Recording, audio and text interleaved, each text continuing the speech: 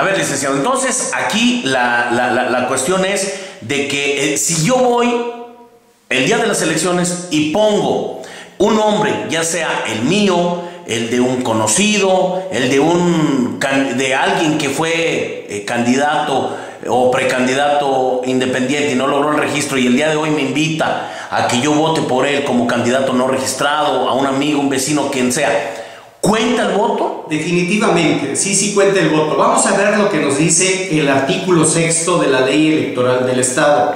La ley Electoral del Estado hace un listado de cómo se deben de entender algunos conceptos que en la propia ley se maneja. Entre esos conceptos viene los votos emitidos, los votos válidos, los votos nulos, los votos anulables. Aquí vamos a ver, ¿cuál es el voto emitido? El voto emitido es aquel que se deposita en la urna. Ese es el voto emitido. Eso no quiere decir que todos cuenten. Eso quiere decir que no todos cuentan.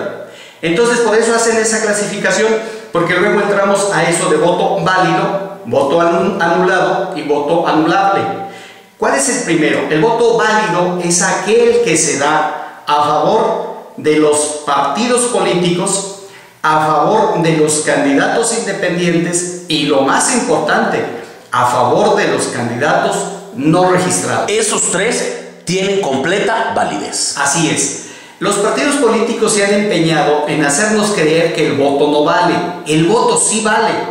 Y es tan valioso ese voto dado a favor de un candidato no registrado, que es un voto válido, como lo establece la ley. Y ese voto válido es el que sirve para que determinen cuántos de funcionarios de plurinominales van a tener. Es eso en primera instancia. Y una de las cosas también muy importantes, sobre esos votos válidos es donde se determina si un partido subsiste o no.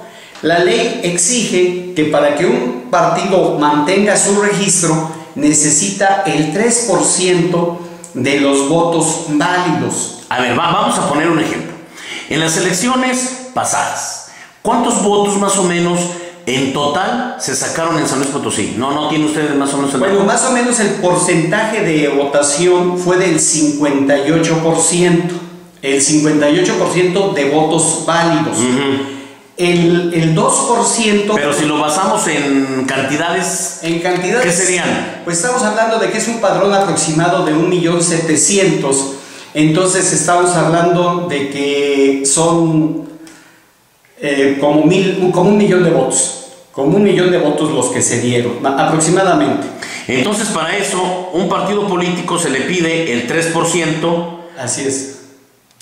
Andarían sobre 30,000 votos. Andarían sobre 30,000 votos en todo el estado. En todo el estado. Entonces, es una cosa ridícula. O sea, no se puede considerar que un partido subsista con 30,000 votos. Pero así está la ley. Pero así está la ley. Entonces, ¿qué se necesitaría, por ejemplo, para que un partido perdiera el registro? Obviamente que sacara menos del 3%, pero ¿cómo podrían influir los votos no registrados para que un partido de esos perdiera el registro? Bueno, volvamos a la elección pasada. Hay que hacer notar que la elección pasada llamaba la atención porque se iba a votar por presidente de la República. Normalmente en estas baja un poco. En estas baja un poco, o sea, si estamos hablando que ahí hubo un 58% de votación, en estas se espera que cuando mucho llegue 48, o sea, 10 puntos menos. Entonces, y si vemos esa elección pasada, vamos a ver que el PT y el Movimiento Ciudadano sacó menos del 3% del padrón electoral. O sea, esos partidos no hubieran tenido, si la gente sale a votar, hubiera desaparecido esos dos partidos, el Movimiento Ciudadano y no con muchos. Partido de Trabajo. Así es. ¿Cómo cuántos votos?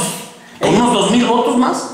Sí, o sea, ellos sacaron en promedio un porcentaje del 2.6% de votación, el PT, y el Conciencia Popular como el 2.4%.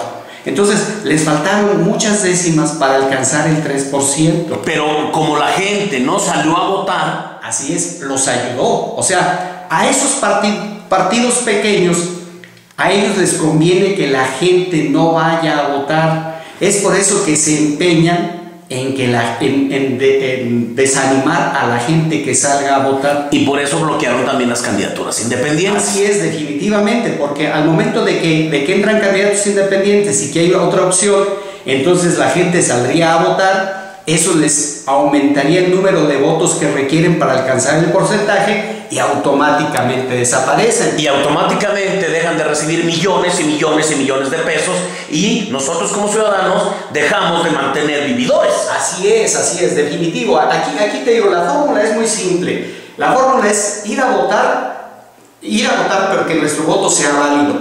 Ustedes recordarán que por ahí en una elección presidencial participó el doctor Simi. Esos votos no contaron porque desafortunadamente mucha gente votó por el doctor Simi, que es una persona que no existe, es un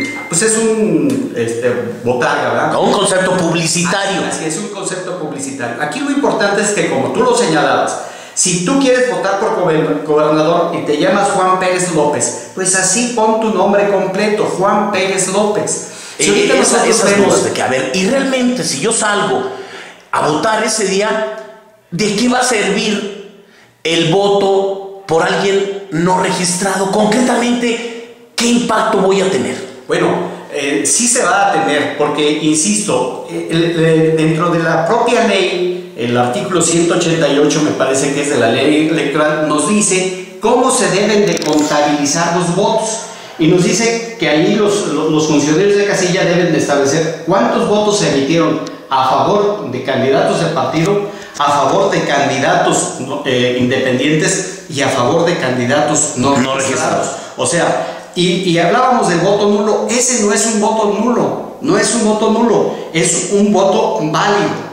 Incluso si en un momento dado usted nada más pone Pedro Pérez y usted quiere votar por Pedro Pérez López, ahí podríamos entrar a una cierta discusión, pero el voto por el momento allí en la urna debe de ser contabilizado como un voto válido. Entonces, que muy claro, es muy diferente ir y anular la boleta, poner alguna frase en contra de los partidos, tacharlos a todos, que emitir un voto por un candidato no registrado. Son cosas muy diferentes. Así es, definitivo. Y insisto, es un voto válido.